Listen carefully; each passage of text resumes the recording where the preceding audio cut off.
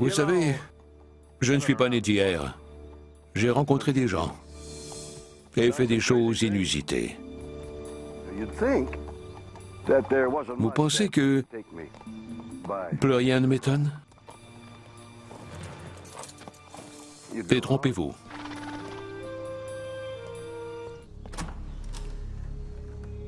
Le monde regorge d'histoires et de phénomènes plus incroyables les uns que les autres, et de mystères qui me tiennent éveillé la nuit. Certains dont je connais la réponse, et d'autres qui dépassent l'entendement. Les hommes et les monstres ont-ils plus en commun qu'on ne pourrait le croire? Au New Jersey, une femme et son fils sont attaqués par une énorme créature ailée. Il était pétrifié de peur. Était-ce un démon du 18e siècle? En Caroline du Sud, une bête mi-homme, mi-lézard terrorise un automobiliste. J'aurais aimé savoir ce qui avait vandalisé ces voitures. Des reptoïdes vivant sous terre s'en prennent-ils aux hommes? Et au Wisconsin, une créature vorace et terrifiante rôde sur une route de campagne isolée. On aurait dit le corps d'un colosse à fourrure surmonté d'une tête de loup. Était-ce un loup-garou? Oui, on vit dans un drôle de monde et j'adore ça.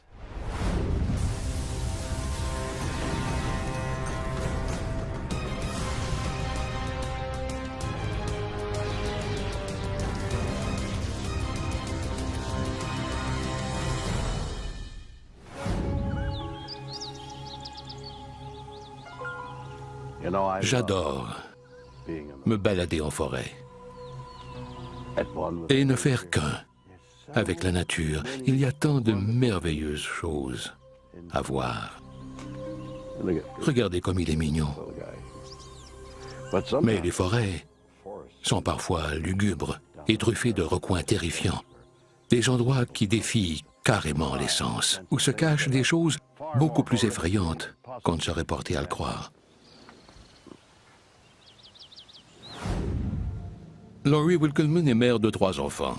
Elle vit dans le sud du New Jersey, près d'une forêt isolée du nom de Pine Barrens. C'est une forêt inexplorée et inhospitalière, c'est le moins qu'on puisse dire. Laurie et sa famille ont emménagé ici en 2003. Ils ressentent aussitôt l'étrange et sinistre atmosphère de la forêt. Il n'y avait ni écureuil, ni oiseaux, ni rien d'autre. C'était une forêt silencieuse et désolée à donner froid dans le dos. La famille décide d'éviter la forêt à tout prix. Mais un étrange incident, survenu le 18 février 2004, les hantera pour toujours. C'était déjà une soirée mémorable, car on venait d'avoir notre première neige. Laurie sort pour allumer les lumières de Noël. Son fils de 10 ans, Glenn, insiste pour l'accompagner. Les enfants avaient été bien avisés de ne jamais sortir seuls. Avant d'éteindre les lumières, Laurie remarque une étrange réaction chez son fils. Il était pétrifié de peur. Laurie comprend vite pourquoi. Quelqu'un ou quelque chose les observe depuis la forêt.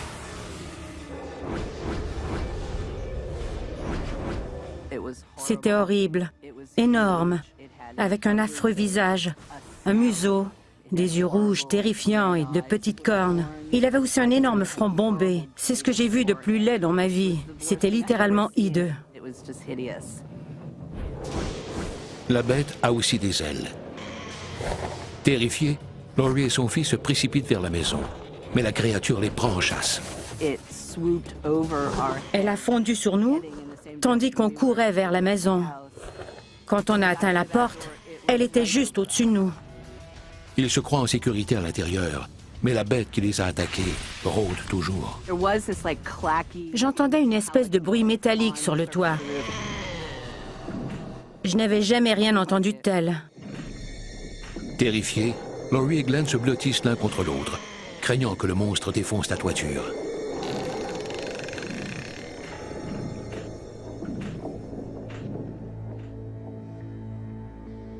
Le lendemain matin, la créature a disparu. Mais ce qu'il voit n'en est pas moins effrayant. En sortant, j'ai vu ses empreintes sur le toit, en plein où elle avait atterri. C'étaient des empreintes très nettes. Laurie photographie les empreintes. Déterminée à résoudre le mystère, elle montre les photos aux gardes forestiers du parc voisin. Je leur ai demandé ce que c'était, si ce pouvait être un cougar ou encore un ours. Ni l'un ni l'autre. La réponse du gardien dépasse l'entendement. Le plus vieux gardien m'a répondu spontanément que j'avais vu le diable de Jersey. J'étais embarrassée pour tout dire. Je ne voulais pas effrayer mes voisins ou passer pour une dingue, comme si j'avais vu Elvis ou un ovni. Mais il ne s'agit pas d'un cas isolé. Des milliers de personnes affirment avoir vu un monstre démoniaque dans la forêt de Pine Barrens, surnommé le diable de Jersey. On croit que cette mystérieuse entité entrait la forêt depuis plus de 200 ans. Certains croient qu'elle serait étroitement liée à une sorcière de l'endroit, Madame Leeds, dont la bête serait le 13e enfant, né au 18e siècle. C'était, selon la légende, un enfant horriblement difforme. Il avait des yeux affreux, un museau et un front proéminent. Il serait devenu gigantesque et très puissant et aurait fini par s'enfuir. La créature ailée qui a attaqué Laurie et son fils, serait-elle le fils difforme d'une sorcière du 18e siècle? Ce que j'ai vu n'était pas un animal comme les autres. Je ne pensais qu'à prier. Pour la première fois de ma vie, j'ai senti le besoin de prier. C'était horrible. Absolument horrible. Qu'ont vu Laurie et son fils dans la forêt derrière leur maison? Est-ce que les démons existent? La professeure d'études féministes Deborah McGregor ne croit pas au diable de Jersey, mais elle a une théorie tout aussi monstrueuse. Les enfants difformes étaient perçus comme le fruit du diable. Au 18e siècle, des enfants naissaient avec de graves malformations, causées par les maladies infectieuses et les mariages consanguins. On les appelait les enfants monstres.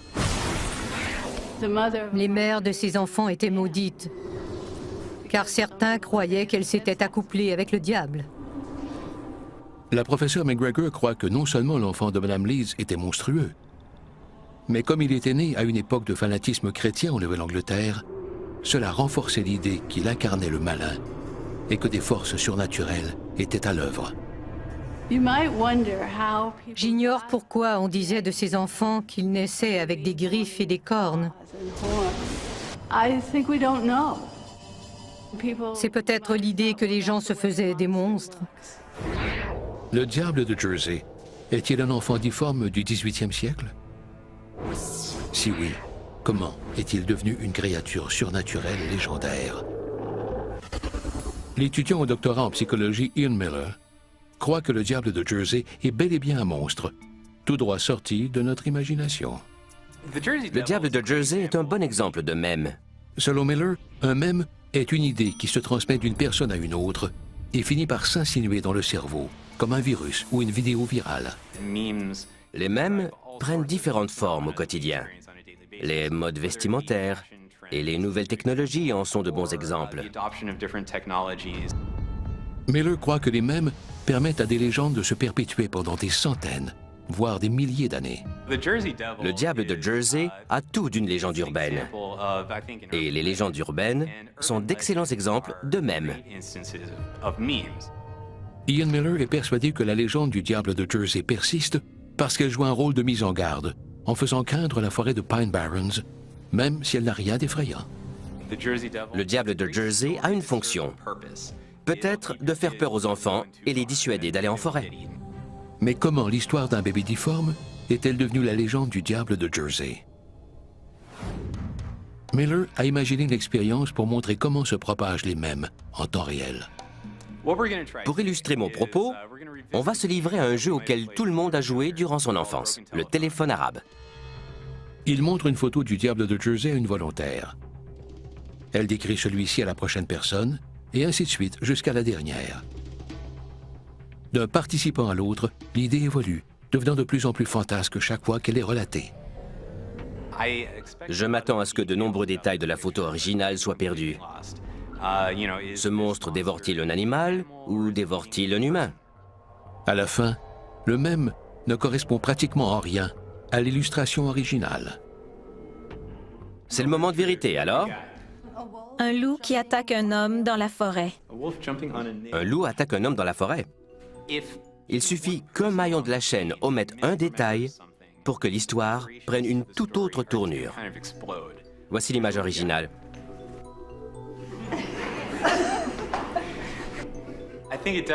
La preuve est maintenant faite que l'histoire se déforme un peu plus chaque fois qu'elle est racontée, de sorte qu'elle n'est plus ce qu'elle était au départ.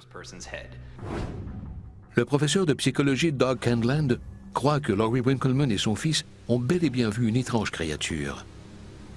Mais pas un démon, plutôt un enfant humain. Depuis la fondation de Rome, des histoires circulent sur des enfants qui auraient été élevés par des animaux. Ce sont les enfants sauvages. Et ils seraient plus nombreux qu'on ne le croit. Plus de 400 de ces étranges cas ont été documentés aux quatre coins du monde. Pensons au célèbre cas de la jeune fille louve en Inde, qui chassait les oiseaux et les dévorait crus. Mais d'où viennent-ils au juste? Le monde moderne a-t-il créé des créatures sauvages, presque animales, capables de survivre grâce à leur instinct primal? Historiquement, ces enfants sont des handicapés mentaux, abandonnés par leurs parents ou leurs gardiens. Ils étaient perçus comme des fardeaux par leurs parents, qui préféraient les abandonner afin que la nature se charge d'eux. Attendez un peu, cette histoire est de plus en plus monstrueuse. D'abord, une sorcière qui se serait accouplée avec le diable, et maintenant, de pauvres et innocents enfants qui seraient devenus d'effroyables monstres. C'est de la folie. Hey, qu'est-ce que j'ai dit? Pas de ballon sur mon terrain.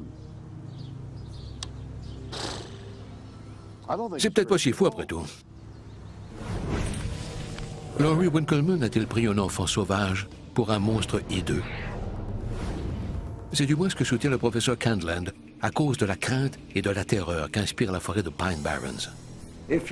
Le simple fait d'habiter quelque part et d'entendre chaque nuit toutes sortes de bruits nous rend plus sujets à l'effroi. Doug Candland croit que les environnements sinistres donnent l'impression que la situation est pire qu'elle ne l'est en réalité. On est convaincu d'avoir affaire à une bête surhumaine, capable des pires atrocités, alors qu'on ne court pas le moindre danger.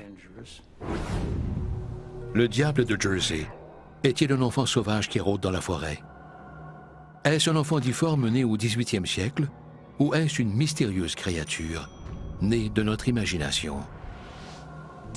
On ne le saura peut-être jamais. Bizarre ou quoi?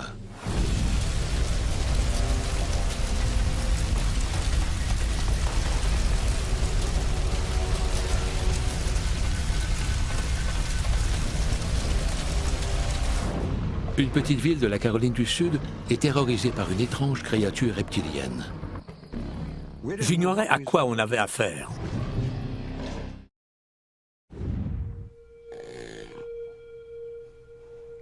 Les bêtes humaines. L'histoire regorge de créatures mythiques, mi-humaines, mi-animales. Oh! Imaginez un instant qu'elles existent vraiment, pourquoi pas? Voilà qui soulève des questions fascinantes. Si elles sont mi-humaines, mi-animales, s'agit-il d'animaux dotés d'un cerveau humain ou d'humains dotés d'un cerveau animal? Lequel serait préférable?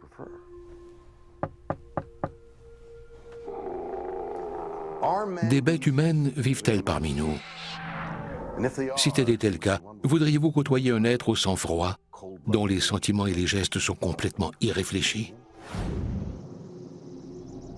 À l'été 1988, Liston Truesdell était shérif de Bishopville, en Caroline du Sud.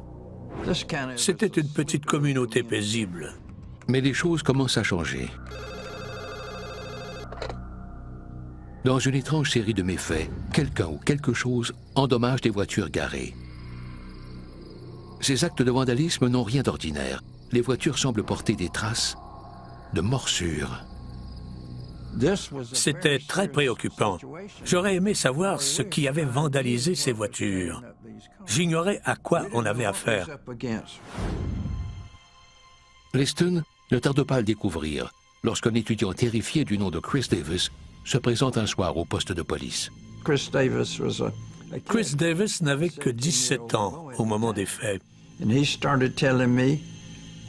Quand il m'a raconté ce qu'il avait vécu, je n'en croyais pas mes oreilles. Il avait eu une crevaison et s'était arrêté sur l'accotement.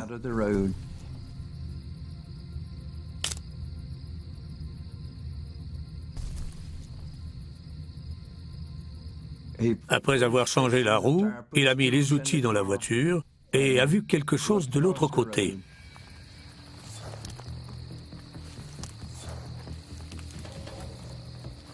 Chris Davis n'en croit pas ses yeux.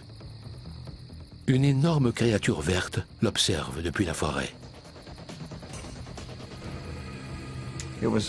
Elle était énorme et faisait plus de 2 mètres, avec des yeux rouges. Elle lui apparut verdâtre, mais il n'en était pas sûr. Et elle avait 3 doigts. Il a eu la peur de sa vie. La créature se rue vers lui. Chris Davis est monté dans sa voiture en claquant la porte et il est parti en trombe pour lui échapper.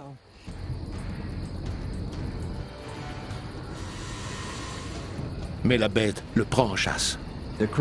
Elle a bondi sur le coffre, puis sur le toit, et l'a regardé à travers le pare-brise, perché sur le toit. Davis donne un coup de volant pour la faire tomber. Il a cru s'en être débarrassé, c'est du moins ce qu'il espérait. Stupéfait, le shérif Truesdale ne sait comment réagir. Je lui ai demandé de me dessiner la chose. Le shérif est estomaqué par le dessin. Une créature reptilienne se tenant sur 2 pattes, comme un homme. Je n'avais jamais rien vu de tel. Le shérif doit savoir si Chris Davis dit la vérité. Je lui ai demandé de se soumettre au détecteur de mensonges, ce qu'il a accepté sans hésiter. Davis passe le test. Il ne ment pas. Mais qu'a-t-il vu au juste? Il n'est pas seul à avoir vu la bête. Des dizaines de personnes se manifestent, disant avoir aperçu une sorte de lézard géant. Mais plusieurs n'y croient pas. Beaucoup y croyaient dur comme fer, et d'autres ont cru que c'était un canular. Pilote d'avion agricole, Frank Mitchell est persuadé que ce n'est pas un canular. Pourquoi? Il l'a vu lui aussi. C'était un matin comme les autres. Je me suis levé, frais comme une rose, gai comme un pinson. J'ai pris mon café, comme d'habitude, en fumant une cigarette. J'ai chargé l'avion et je me suis dirigé vers le bout de la piste. Mitchell accélère en vue du décollage. Je roulais à 120 km/h, paré au décollage. Tout à coup, il voit quelque chose qui lui glace le sang. Cette chose m'est apparue à peu près ici et a traversé droit devant l'avion. Elle faisait au moins 2,5 mètres, sinon plus. On aurait dit un énorme singe avec un gros museau, plus gros qu'un singe et plus grand. Elle avait une peau verdâtre et boitait en marchant. Elle ne courait pas, elle a traversé la piste en marchant. Il est trop tard pour faire demi-tour, alors le pilote poursuit sa route. Immédiatement après le décollage, la créature disparaît dans les bois.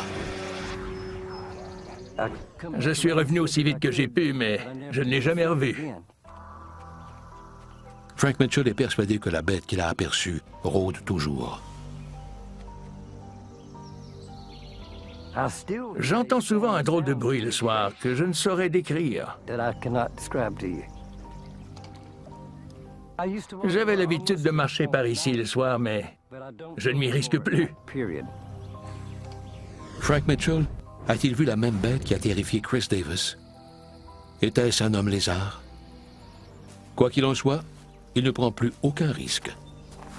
Je ne viendrai jamais ici sans mon arme et une bonne lampe de poche. Tant de témoins ont-ils pu se tromper?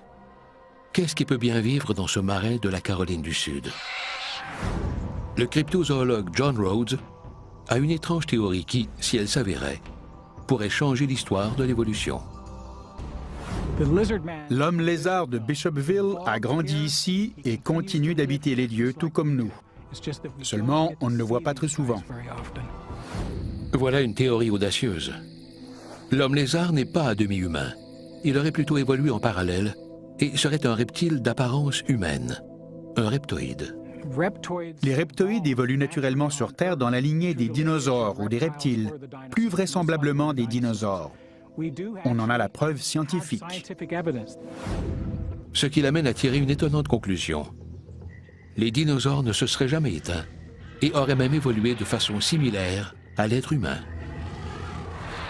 Il n'est pas impossible que les mammifères aient évolué en parallèle d'une autre espèce descendant des dinosaures. John Rhodes soutient que l'ancêtre des reptoïdes serait un dinosaure exceptionnellement intelligent, le Troodon.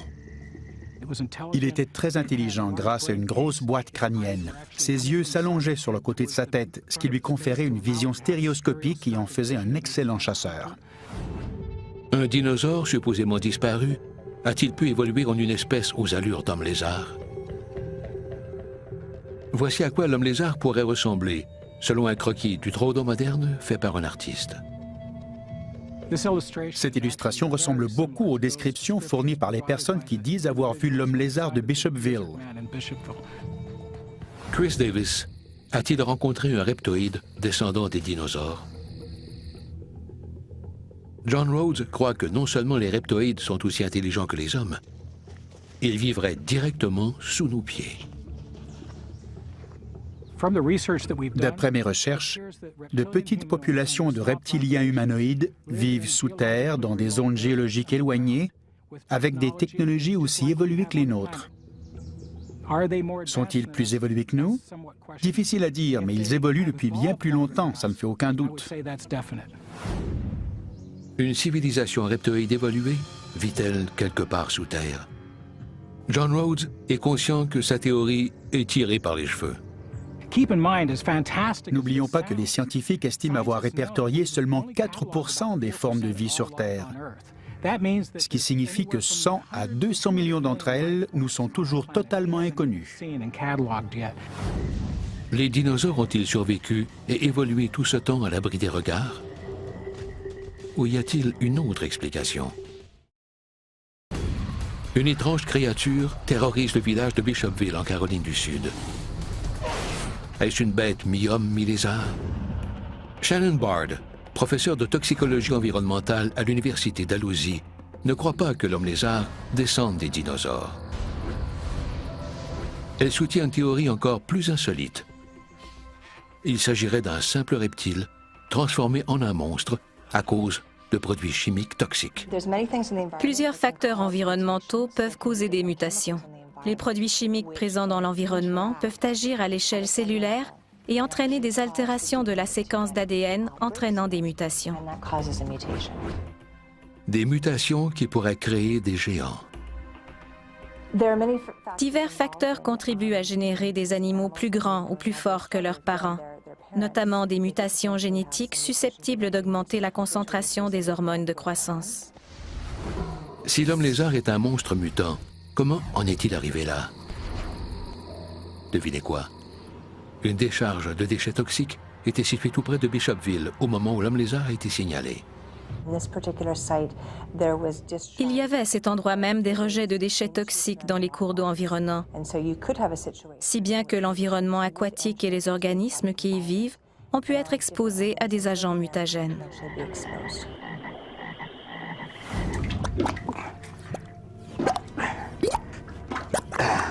D'étranges créatures émergeant de décharges toxiques, passant de charmantes petites bestioles à d'énormes bêtes mutantes, terrifiant les habitants de la Terre? Complètement farfelu, n'est-ce pas? Eh bien, je n'en suis pas si sûr. J'ai eu de sérieux problèmes de plomberie dernièrement. Et si ce qui bouge se renvoie sort un jour de là, on est tous Et je dis bien tous complètement fichus. L'homme lézard est-il une énorme créature mutante? Ben Radford est l'éditeur délégué de la revue Skeptical Inquirer. Je m'intéresse à l'homme lézard comme un détective s'intéresse à un meurtre. Je rencontre les témoins, j'examine les preuves médico-légales. Selon lui, l'explication de l'homme lézard est beaucoup plus simple qu'il n'y paraît. C'est la même rengaine que n'importe quel autre mystérieux monstre. Il n'y a jamais de preuves directes et les témoins oculaires se comptent sur les doigts de la main. Pourquoi? C'est simple. Ben Radford croit que l'homme lézard est mis en cause chaque fois que survient un événement inhabituel à Bishopville. Les gens ne disent pas qu'ils ont vu l'homme lézard, ils disent « Tiens, c'est étrange, et si c'était l'homme lézard ?» C'est sûrement lui. C'est un phénomène psychologique intéressant qui pousse les gens à attribuer ce qui leur paraît inexplicable à des monstres. Selon Radford, une chose en particulier contribue au mythe de l'homme lézard, l'appât du gain. L'homme lézard a permis l'essor économique de Bishopville et d'autres endroits. Certains se remplissent les poches. Sans compter les produits dérivés de l'homme lézard. On a des autocollants pour pare-chocs. Tout le monde a besoin de ça. Des haricots de l'homme lézard. Aucune idée de ce que c'est, mais chose certaine, je n'en mangerai pas. Tadam! Le T-shirt de l'homme lézard. Il n'y en a pas qu'un, mais toute une collection. En voici un autre. L'homme lézard n'est-il qu'un canular? Et tous les habitants de Bishopville seraient dans le coup? Pas nécessairement. Je crois que tout a commencé comme un canular, puis ont suivi les malentendus, les mauvaises interprétations et les gens dont la voiture a été abîmée qui ont mis ça sur le dos de l'homme lézard. C'est absurde. Il peut y avoir d'autres explications, ce n'est pas nécessairement l'homme lézard. Si c'est un canular, comment expliquer le signalement de Chris Davis? N'a-t-il pas passé le test du détecteur de mensonges? J'ai tenté de mettre la main sur ce test, mais personne n'a pu m'aider à ce sujet. Je ne dis pas qu'il ne l'a pas fait, seulement qu'on n'en a aucune preuve. Et si l'homme lézard n'existe pas, comment expliquer toutes les voitures endommagées par la créature? Radford a une explication simple, le vandalisme. Et il croit pouvoir le prouver. Dans un parc à ferraille non loin d'Albuquerque, au Nouveau-Mexique, Ben Radford met sa théorie à l'épreuve. Il croit pouvoir reproduire les dommages soi-disant causés par l'homme lézard avec des outils courants. J'ai différents outils, dont une carabine à plomb, un marteau, une pioche et une scie. S'agit-il de vandalisme ou des morsures de l'homme lézard? Voyons voir. J'essaie d'apporter une explication scientifique, d'aller au-delà des témoignages pour trouver de véritables preuves physiques. Radford finit par obtenir le résultat recherché. J'ai eu beaucoup de succès avec un tournevis en particulier, dont les marques ressemblent beaucoup à des empreintes de dents. Ces véhicules n'ont pas été attaqués par un homme lézard, mais par un tournevis. L'homme lézard de Bishopville est-il un reptoïde intelligent descendant des dinosaures? Est-ce un lézard mutant né dans une décharge toxique? Ou n'est-ce qu'un canular monté pour profiter à l'économie de la région et dissimuler le vandalisme? Bizarre. Ou quoi?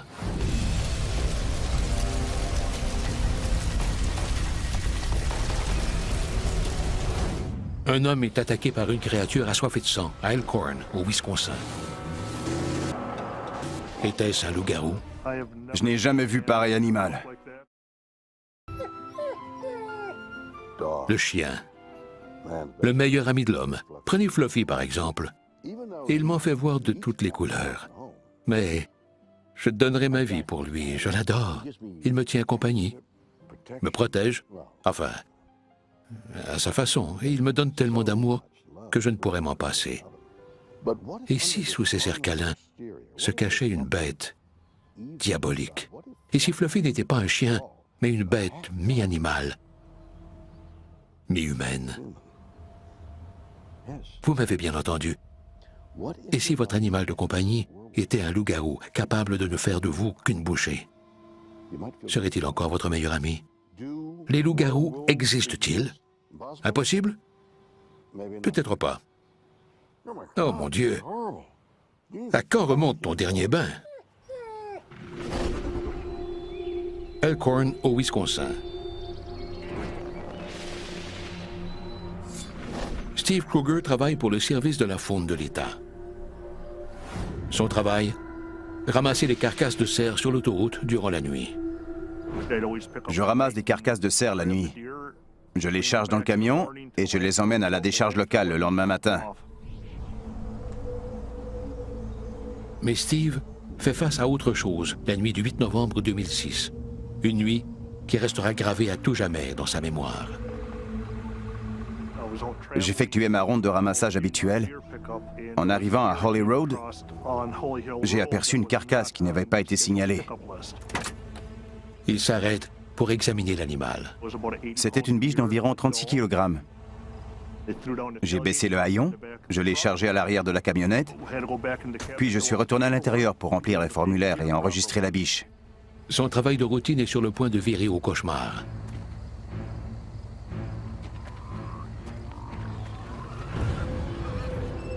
Soudain, il sent la camionnette trembler.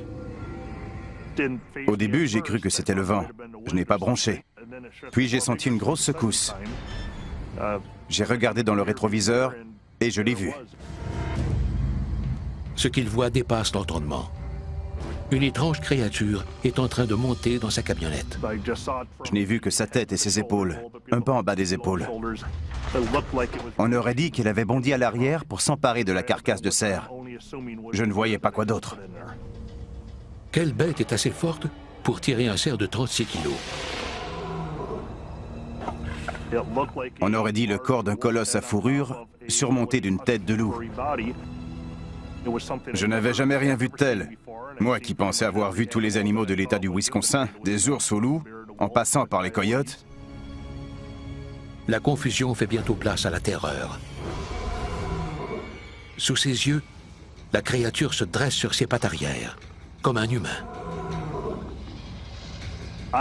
Elle faisait au moins 2 mètres de haut, sinon plus. Ça aurait pu être un énorme loup sur ses pattes arrière, mais je n'en avais jamais vu de si gros. Je l'ai fixé du regard pendant quelques secondes à peine.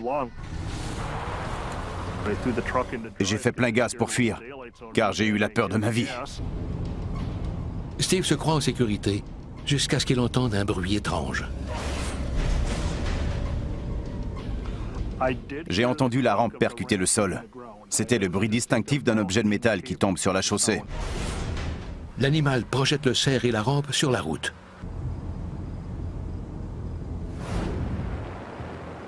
Malgré la peur, Steve doit faire demi-tour. Il fallait que je récupère la rampe. J'en avais besoin pour travailler. Je ne peux pas soulever des cerfs de 80 kg à main nue.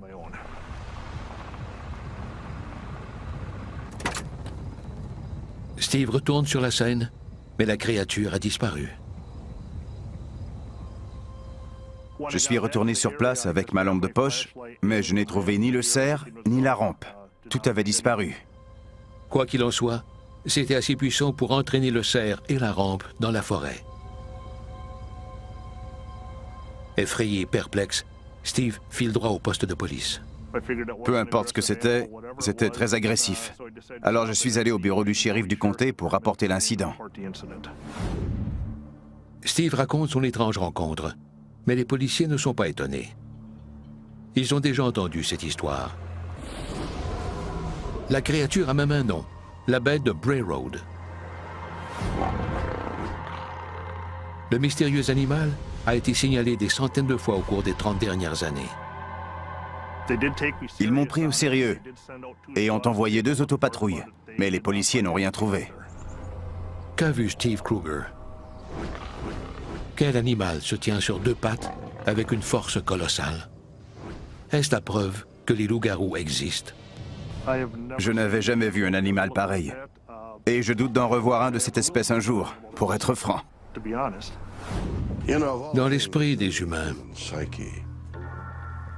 le loup-garou est l'une des bêtes les plus terrifiantes qui soit. Regardez-moi cette horreur. Vous imaginez en croiser un? Que feriez-vous? Vous tenteriez de l'abattre? Et si les balles ne marchaient pas? Vous utiliseriez un de ces trucs?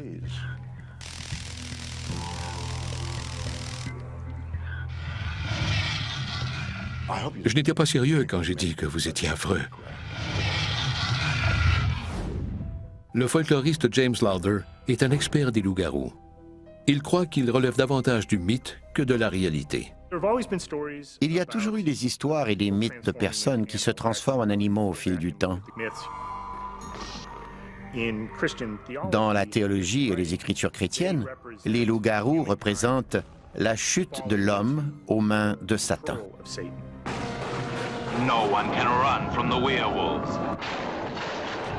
Si les loups-garous n'existent pas, pourquoi cette invention? Ce serait une façon de composer avec le côté sombre de notre nature. C'est une manifestation de la double nature de l'humanité. On peut avoir toutes les apparences d'une bonne personne et faire d'horribles choses. Les loups-garous permettent de gérer l'angoisse de savoir que tout le monde est capable d'atrocités. Si c'est effectivement le cas, qu'en est-il de ce que Steve Kruger a vu? Une simple hallucination? Lowder a une autre théorie captivante. Steve Kruger était un chasseur. Il travaillait pour le service de la faune. Il a vu des centaines d'animaux. Il les connaissait bien. Il a vu quelque chose qu'il n'a pas pu identifier, même si c'était bien un animal. Mais quel animal correspond à la description de Steve Kruger et des centaines d'autres qui disent avoir aperçu la bête de Bray Road? Le loup gris est le plus répandu dans cet état.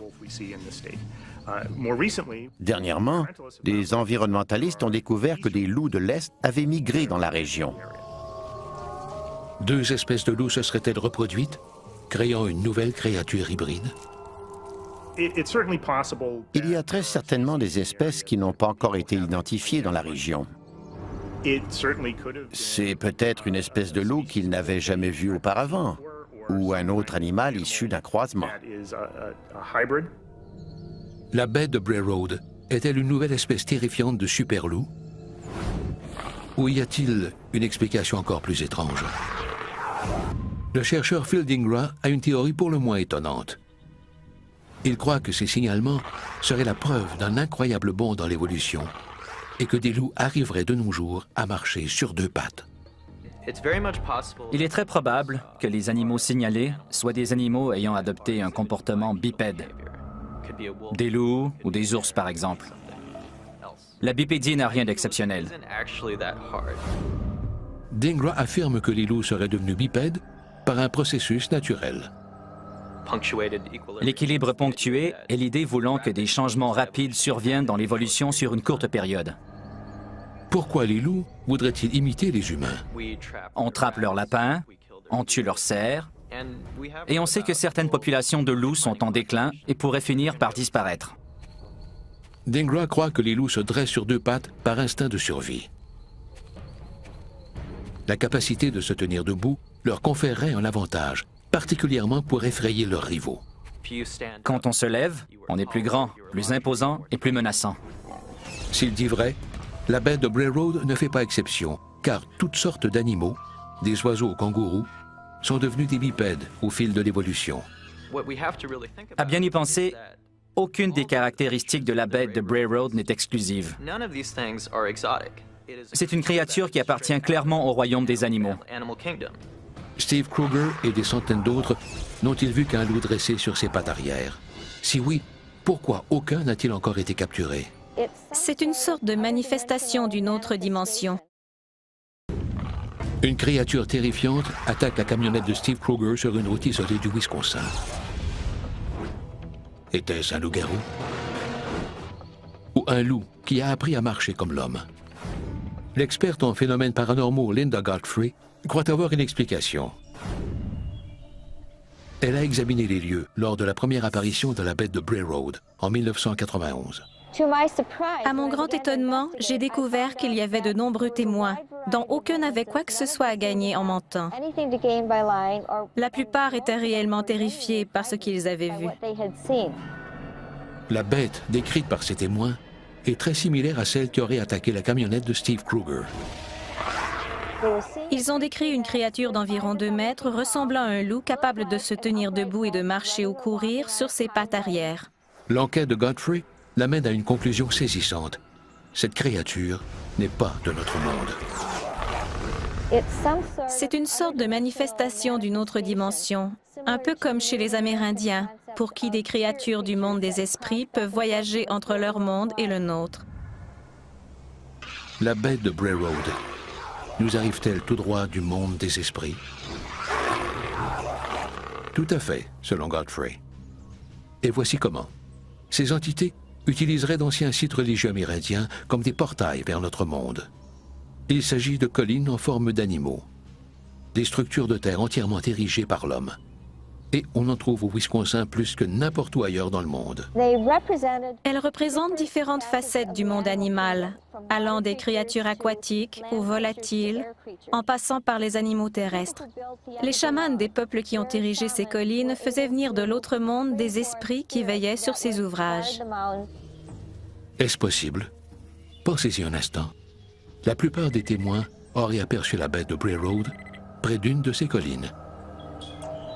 La créature utilise-t-elle des sites religieux comme passerelle jusque dans notre dimension? C'est une drôle de coïncidence que la bête ait été aperçue dans un secteur où ces anciens sites religieux pullulent. Je ne prétends pas détenir la vérité, mais j'espère en savoir un jour un peu plus sur cette affaire. La bête qui a terrorisé Steve Kruger est-elle un être surnaturel d'un autre monde? La bête de Bray Road est-elle un loup capable de se dresser sur deux pattes? Ou les loups-garous existent-ils et vivent-ils au Wisconsin? Quoi qu'il en soit, cette histoire est décidément très étrange.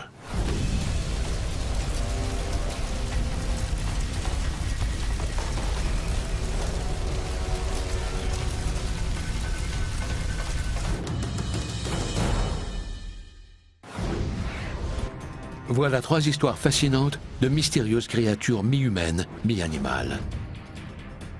Un démon ailé qui confirmerait une légende du XVIIIe siècle. Le diable de Jersey, existe-t-il vraiment? Un homme lézard terrorise les habitants d'une petite ville de la Caroline du Sud. Est-ce un descendant des dinosaures? Et une énorme bête aux allures de loup-garou est régulièrement aperçue au Wisconsin. La bête de Bray Road est-elle vraiment un loup-garou? À vous de voir. À la prochaine pour de nouvelles histoires plus bizarres les unes que les autres.